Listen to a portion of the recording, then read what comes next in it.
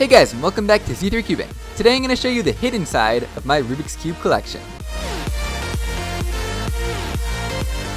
1 year ago, I released my latest Rubik's Cube collection, a video over an hour long talking about every single puzzle that I own. Except that's not exactly true. In addition to the nearly 500 puzzles that I consider part of my cube collection, there's also over 50 of them that don't quite make the cut for one reason or another. I'll talk about what those reasons are throughout the video, but I figured since they're all still here taking up room on my shelf, why not dedicate just this one video to show them to you. We'll start up here with a handful of cubes that I don't consider part of my cube collection because, well, they're not mine. The first cube up is the Shengshao Aurora. Perhaps the only decent speed cube in this video, but it's actually my brother's. He was with me at my very first cubing competition, US Nationals 2014, and due to an extreme amount of boredom, I guess he convinced our mom to buy this cube for him and proceeded basically never to use it, and he never went to a cubing competition again. Now this is an old Rubik's brand from the 80s, and it's actually my dad's. As you can see, it has an old terrible color scheme, one of the sides of stickers is missing, and it was probably the first Rubik's Cube that I ever used, long before I knew how to solve one. This is a much newer Rubik's brand, also my brother's. I guess when he was little, he got me to put a set of CubeSmith tiles on this cube for him, basically a super premium set of stickers, and then years later, I pulled them all off to put them on a more modern cube and make a fun video, and I still don't think he's found out about it. This is another somewhat old Rubik's brand that's actually my sister's. She actually did learn how to solve a cube on this, possibly before I learned, although clearly she didn't get quite as into it as I did. Next up, we're going to be moving on to the rest of my Rubik's brand puzzles that are all just way too random to consider part of my collection. First, we have this specialty Rubik's 3x3 with like some mountains on the back. I think the origin story of this one is some of my family found it while out geocaching and they brought it back home to me. Now here's where the really weird ones start. This is the Rubik's Revolution. It's not actually a real twisty puzzle, it's actually just an electronic toy with little light up buttons in the middle, and let's see if it still works.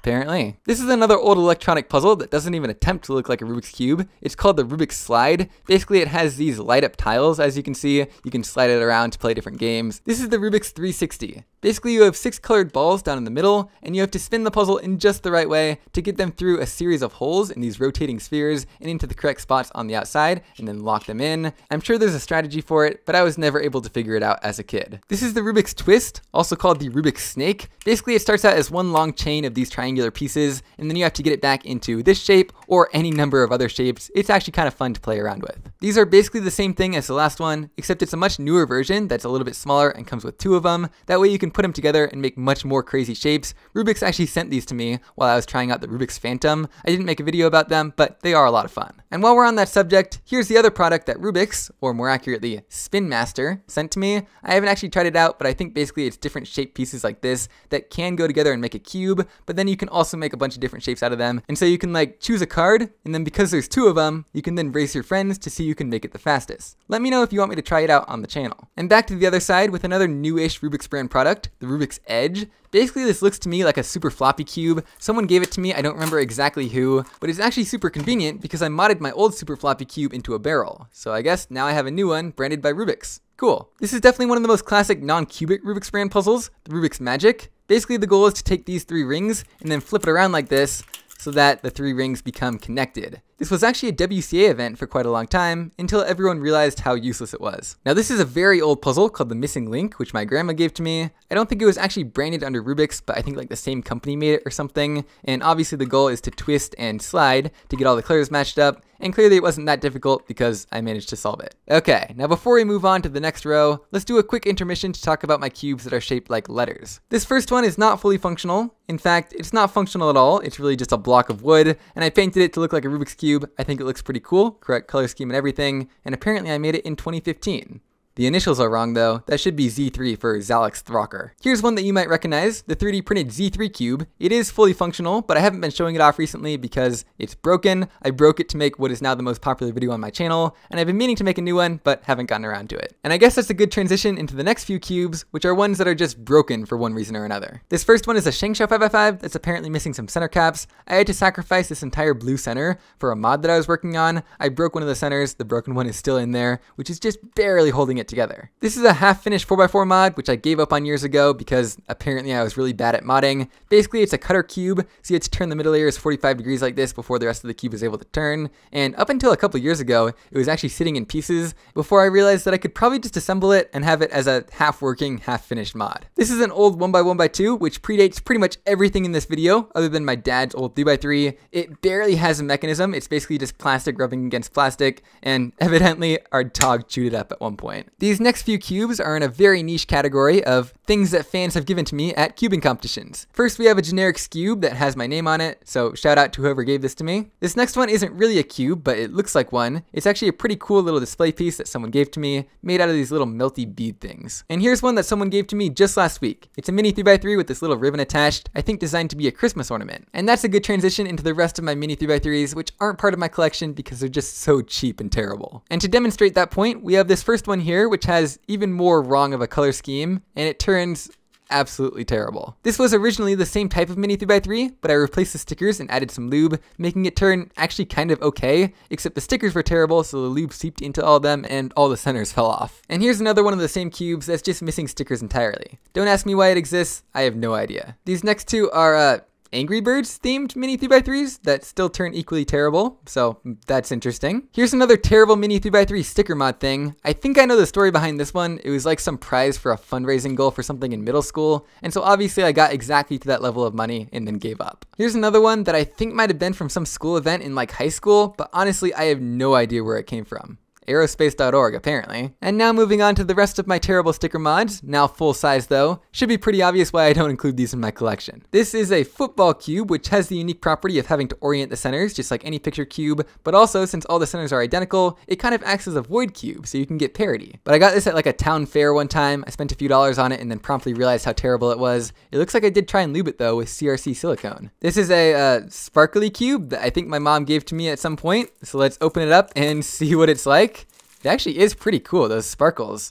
Oh my gosh, that is terrible. Now this is a sheep themed cube that I got when I was in Ireland. It's definitely one of the better themed cubes that I have. It's actually Rubiks branded, so it turns slightly less terrible than the rest of them. And from that same trip, here's a much worse turning one that just says Ireland on every side. Here's an oddly specific specialty cube that I got from this like indoor swimming pool slash hot spring place in South Dakota. It's kind of in the middle of nowhere, but it was pretty cool. This is a super old Sudoku cube, I think from around the same time as that 1x1x2, and evidently our dog also got a hold of this one, and it has the unique distinction of just smelling like old plastic and trying to break every time you touch it. Now, if you remember the other Sudoku cube from my videos, which I recently smashed, I think this came in a set of like 4 terrible picture cubes, including this one right here, which I guess shows various types of Girl Scout cookies. Most of the stickers have fallen off.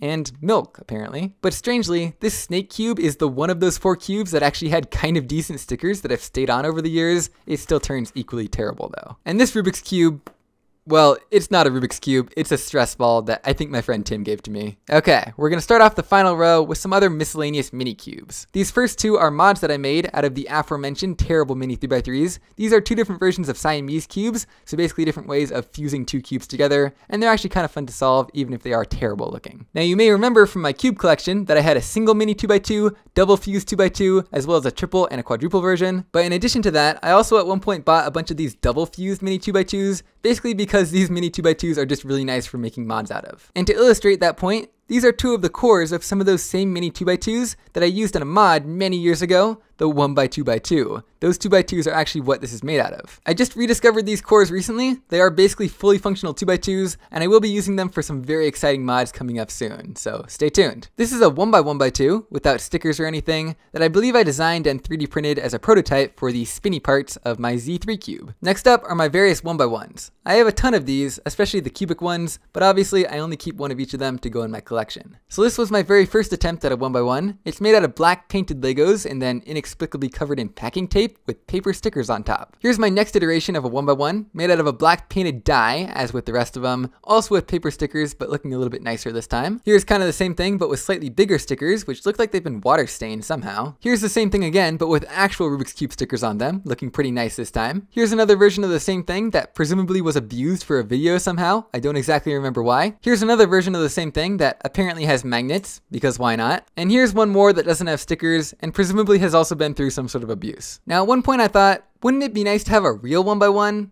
And so I went ahead and bought a cubical 1x1, and then I promptly forgot about it. A little while later, I was thinking, wouldn't it be nice to have a real 1x1? And so I went ahead and bought another cubicle 1x1, and that's how I ended up with 2 of them. This is a 1x1 Pyraminx that I made out of the tip of a normal Pyraminx, and that means it's a duplicate with the other 1x1 Pyraminx I have from the cubicle. And I know I showed this one off in my last cube collection video, but let's just say that my original 1x1 Megaminx is not quite up to the same quality standards as the cubicle one. Now this is kind of in the same vein as the 1x1s, not exactly a real puzzle, but it is branded by Mefferts, 2013. I think it came as a bonus with the Oscars treasure chest. It's this little crystal cube thing. And finally, we're moving on to the rest of the puzzles on my shelf that aren't part of my cube collection because they're not cubes. They're not even really twisty puzzles at all. First is another older puzzle that my grandma gave me, the 15 puzzle. The original stickers were falling off, so I added my own. Basically, the goal is to slide these tiles around to get the numbers in the right order. It's pretty easy and kind of fun. Next up is the Gordian's Knot, a very special puzzle to me because a tutorial on how to do this was one of the very first YouTube videos I ever made and then remade on this current channel. Basically, the goal is to kind of slide these tiles around until they're all separate, and I don't remember how to do it. This is another one of those old puzzles from my dad. It has a bunch of different colored balls. You can tilt them back and forth and then spin it around like this to put them in different slots. Presumably, the goal is to match up all the colors, but the furthest I ever got was just doing the red ones. The rest of them are pretty difficult looking. This is just like a 3-dimensional maze. So you start with this little ball bearing on one side of the ball, and you can kind of tilt it around and try and get it all the way over to the other side. This is one of those silly fidget cubes. I think my sister gave it to me and I never used it out of protest. Basically, it just has a bunch of different buttons and stuff that you can play with. I have absolutely no idea what this is or where it came from. I mean, China apparently.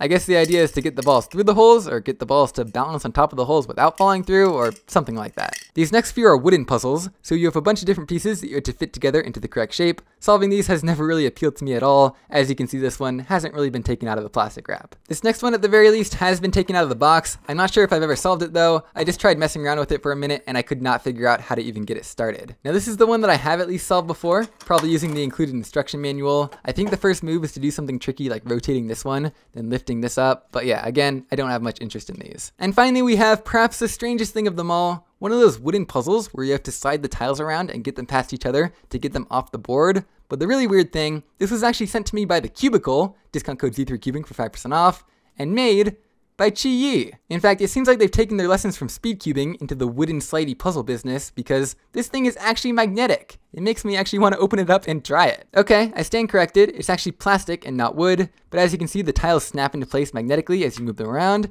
which is pretty cool. And the ultimate goal is to get this big tile, the Chi Yi girl, out from this opening, obviously without any of the other tiles leaving the board. And just messing around with it for a few minutes here, it does seem pretty difficult. I can't really figure out how to move it at all. Luckily, there is an 81-step instruction guide to show you exactly how to do it. Anyway, I hope you all have enjoyed this break from my normal cube collection and into the world of random puzzles that I've acquired over the years. As always, don't forget to leave a comment about rhinoceroses to show me that you've made it this far. And that's pretty much it. I'll see you guys next time.